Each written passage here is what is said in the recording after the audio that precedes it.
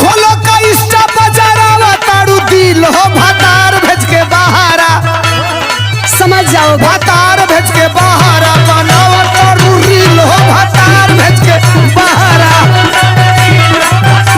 बुझलू समझ रहे हैं।